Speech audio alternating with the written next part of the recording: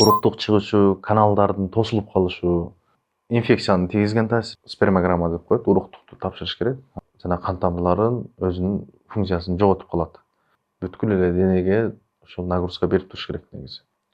Психологиялык колдоо керек негизи.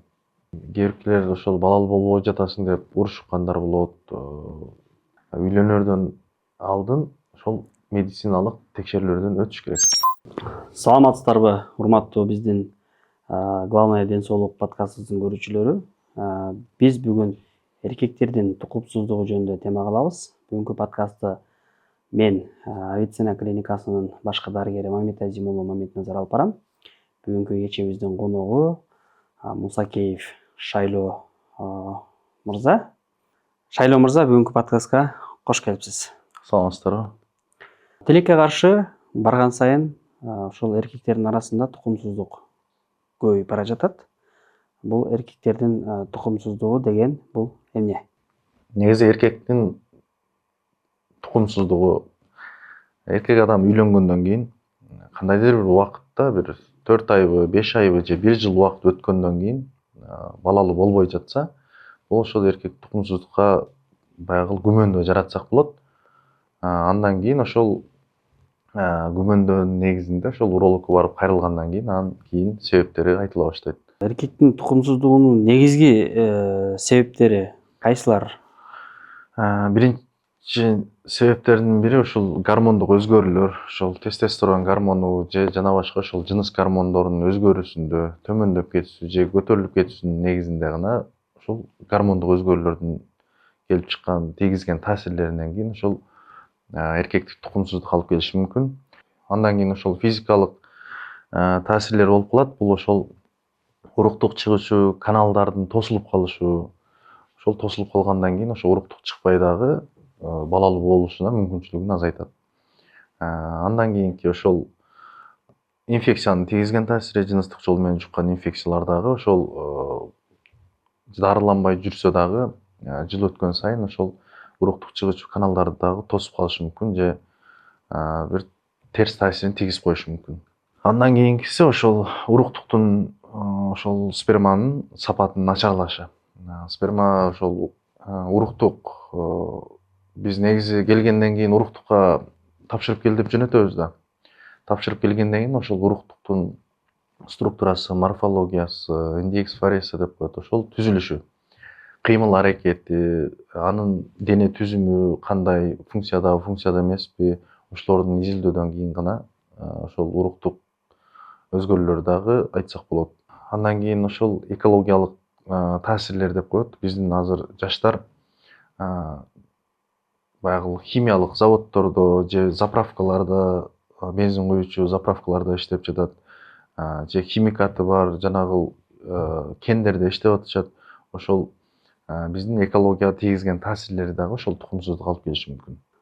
Кандай учурда ушул тукумсуздукка байланыштуу дарыгерге кайрылышы керек? Эгер жубайлар белгилүү бир убакытка чейин үзгүлтүксүз жашаса, ошол үзгүлтүксүз жашоодо эч кандай жыныстык коргонуу жок, жыныстык катнаш болуп турган болсо, ошол учурларда эч качан аялынын боюнда болбосо, балалуу боло албай жатса, ошол учурларда кайрылса болот. Бул учурда кайрылууда дагы бир себептер болуш керек. Мунун дагы бир 3 себеби бар. Тестостерон деңгээлинин гормондун түшүшү, ошол эркек киши жыныстык каалоосу жоголуп кетиши. Эгер ошол жоголуп кеткен учурларда дагы дароо ошол урологко кайрылыш керек.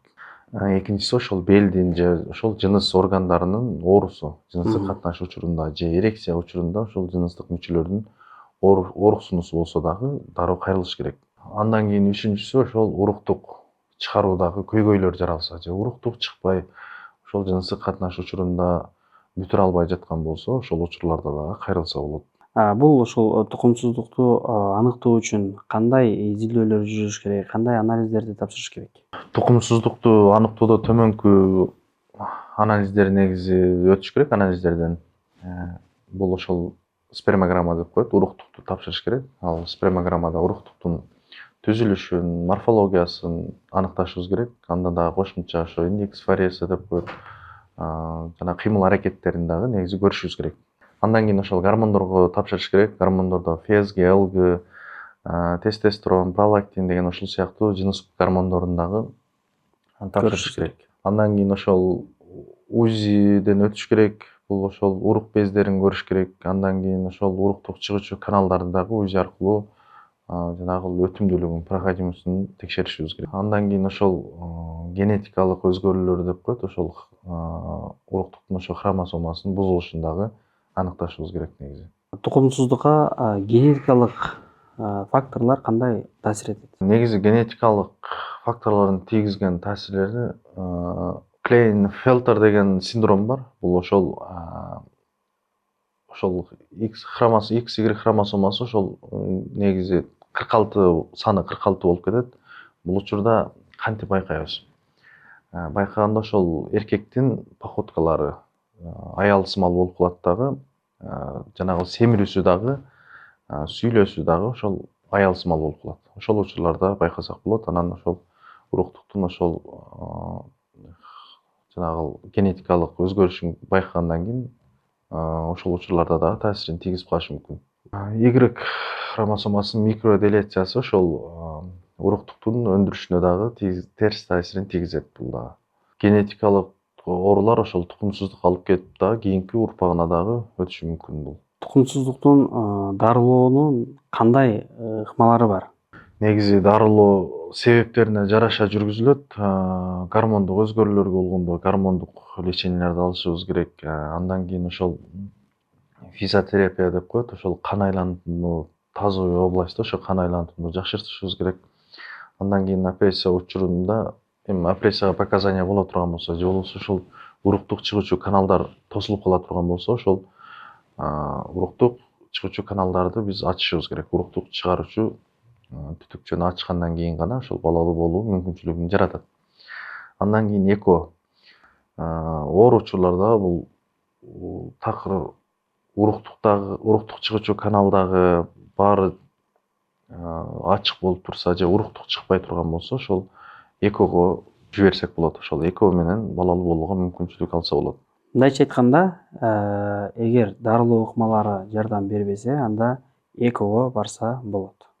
Ооба, ошол жогоруда айткан дарылоолорду алгандан кийин эгер такыр натыйжа бербесе, ошол азоспермия деп коет, ошол уруктуктун пайызы 0 көрсөтүп турган учурларда ошол экого жөнөтсөк болот. Операция жолу менен же болбосо хирургиялык жол менен дагы дарыласа болот дедиңиз. Бул кайсы оорулар, кандай учурда операцияга барыш керек? Биз негизи башында текшерүүдөн өтүп жатканда аталык бездерди, ошол жумурткаларды УЗИге жөнөтөбүз. Ошол учурларда ошол аталык бездин кан тамырлары, вена кан тамырлары жанагы кеңейип кетет. Кеңейип көбөйүп кеткен учурларда биз ошол варикоцелия операциясын, варикоэктомия деп коет, ошол операциясынын жардамында ошол сосудтарды калыбына келтиресиздер. Негизи кан тамырларды калыбына келтирсек болот. Бул эмне үчүн баягы варикоз болуп калышы мүмкүн? Себеби дегенде ошол аталык бездеги кан тамырлардын жана клапандары, циркуляция кылган клапандары же болбосо ошол стенкасы бузулуп кеткен учурларда гана ошол жана кан тамырларын өзүнүн функциясын жоготуп калат. Кан айлануу жакшы болбой, ошол жактан өзүнүн кызматын жакшы аткарбай калышат. Негизи жумуртка ошол 33-34 градуста тестостерон гормонундагы ошол уруктукту, сперманы дагы жакшы өз нормасында чыгарып берет да. Бул учурда варикоз учурунда 2 градуска жогору болуп кетет. Дене температурасына алып келип калышы мүмкүн. Ошол учурларда ошол уруктуктун дагы сапатын, кыймыл аракетин бузуп коюшу мүмкүн. Андан кийин экинчиси ошол төмөндөгү айтып кеткен ошол урук чыгуучу каналдардын тосулуп калышы. Буга да операция жолу менен жасайбыз, ошол уруктук чыгуучу каналды ачып жардам беребиз ошо уруктук чыкканга. Ушул тукумсуздукка кабылбоо үчүн эркектерге кандай сунуштарды сиз айтып бересиз? Негизги ошол азыркы жаштарга, эркектерге мындай ушул алкоголдон, наркотиктерден, спирттик ичимдиктерден жана энергетиктерден алыс болуусу. Бул дагы бир аз болсо дагы ошол терс таасирин тийгизип коет бул дагы ошол уруктукка. Андан кийин урук бездеринин ысыкта алып жүрүүсү. Кээ бирки учурларда баягы сууктан сактануу үчүн гамаждар бар, ошолорду кийип алат. Ал дагы уруктукка температурасын жогорулатканга таасирин берет.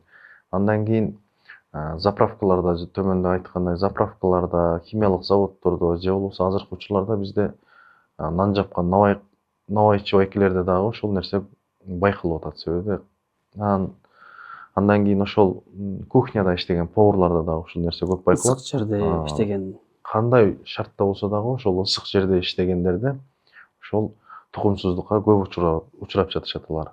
Андан кийин ошол негизи спорт менен алектенип туруш керек. Бул дагы ошол тазовый областька көнүгүүлөрдү жасап, кан айлануусун жакшыртып, бүткүл эле денеге ошол нагрузка берип туруш керек негизи. Андан кийин ошол туура тамактаныш керек. Туура тамактанганда жогоруда айткан алкоголдорду, жанагындай химикат кошулган азыктарды, жанагындай фастфудтарды дагы негизи азайтыш керек. Ошолордун дагы бир аз болсо дагы терс таасирлери бар. Андан кийин азыр биздин коомдо кеңири жаралган ошол жыныстык жол менен жуккан инфекциялар. Ошол инфекциялар жугуп калгандан кийин ошону урологко баруудан уялып же коркуп, үй шартында деле өздөрү дары сай болгон учурлар болуп калат. Андан кийин бир аз басылып калат дагы, баягы симптомдор негизи билинбей калышы мүмкүн. Билинбей калат дагы, ал дагы кийин терс таасирин тийгизип коюшу мүмкүн. Эгер инфекция жугузуп алдыңарбы, эч качан жашырбаш керек, уялбаш керек. Өз алдынча дарыланбай, сөзсүз түрдө дарыгерге барып, алдынан өтүш керек.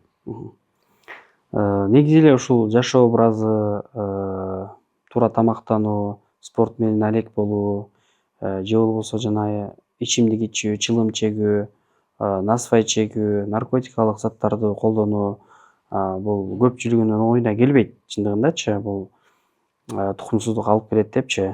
Негизи эле ушундай туура эмес көрүнүштөрдү жасоо бул бардык эле оорууну чакыруусу толук мүмкүн. Ошону баягы биз көрүүчүлөрүбүзгө дагы жеткизе кетели. Айрыкча азыр жаштардын арасында ушул насвай чеккен, тамеки чеккен, энергетикалык суусундуктарды ичкен, ошондой эле ичимдиктерди ичкен жаштарыбыз көп деп айтсак жаңылышпайбыз да. Жубайлар тукумсуздук маселесин чечүү үчүн эмне кылуусу керек? Негизи балалуу болбой жаткандан кийин экөө тең текшерүүгө барыш керек. Аял ошол гинекологко барыш керек. Ошол эркек ошол урологко же андрологко барыш керек. Андан кийин ошол экөө тең бирге ошол дарыгер көрсөткөн сунуштарды аткаруу керек. Ошол жазып берген дарылоорун дагы толук түрдө алыш керек. Андан кийин психологиялык колдоо керек негизи. Азыркы учурларда ажырашуунун дагы себептери ушул балалуу болбой жатканда дагы, ушул учурларда дагы психологиялык колдоолорго муктаж негизи жубайлар. Кээ биркилер ошол балалуу болбой жатасың деп урушкандар болот. Баягы досторунун алдында баягы достору дагы туура эмес сурай берет. Балалуу качан болосуңар, качан пландап жатасыңар деген. Андай нерсени эч качан сурабаш керек.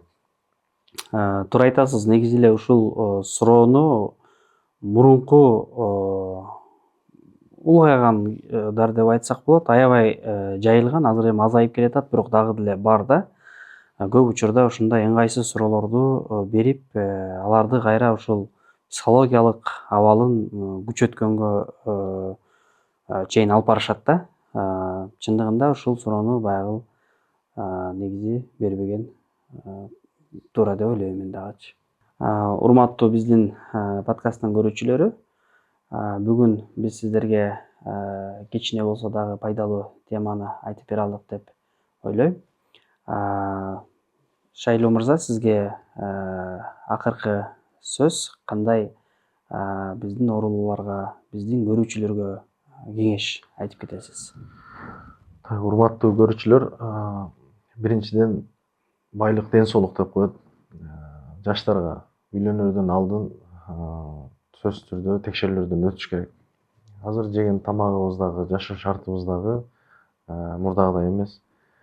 Химикаттары бар, үйдө телефон чукулап отуруп албайбыз, Кыймыл жок. кыймыл аракетибиз жок. Андан кийин ошол өзүбүз жасап жаткан жумушубуздун дагы терс таасирлери бар. Ошолорду дагы алдын алып, биринчи текшерүүдөн өтүп туруп, андан кийин үй бүлөнү пландаса жакшы. Аял дагы, эркек дагы ошол нерсеге кадам жасаганы негизи жакшы.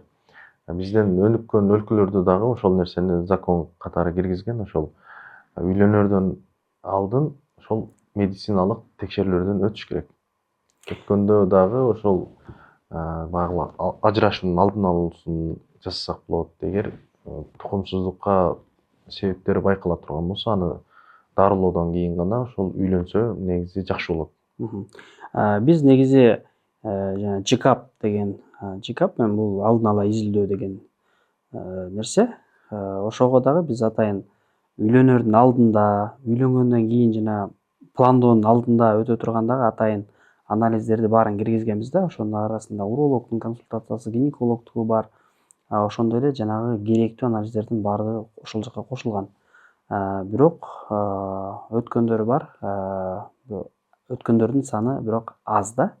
Ага мындай көпчүлүк мындай көңүл кош мамиле кылышат. Эч ким алдын ала текшерүү дегенди мындай билишпейт деп айтсак болот да. Туура айтасыз. Анын кошумча дагы азыр жыныстык катнаш дагы жашарып баратат. Баягы никесиз же үйлөнбөй туруп деле ошол жанагы денесин саткан кыздарга барып, же болбосо жанагы боди массаж деп популярный болуп кетти, ошого барып түрдүү жыныстык жол менен жуккан инфекцияларды жуктуруп келип атат. Негизи ошол нерсени да алдын алыш керек. Азыр мамлекетибиз дагы ошолорго запрет коюп, бөгөттөп жолун бууду. Ошодон кийин дагы азайып калды деген ойдомун. Шайлоо мырза, сизге чоң рахмат. Дагы да болсо келип биздин подкастта элибизге керектүү, көрүүчүлөрүбүзгө керектүү маалыматтарды менен бөлүшүп туруңуз. Сиз дагы ден соолукта болуңуз. Биринчи байлык бул ден соолук.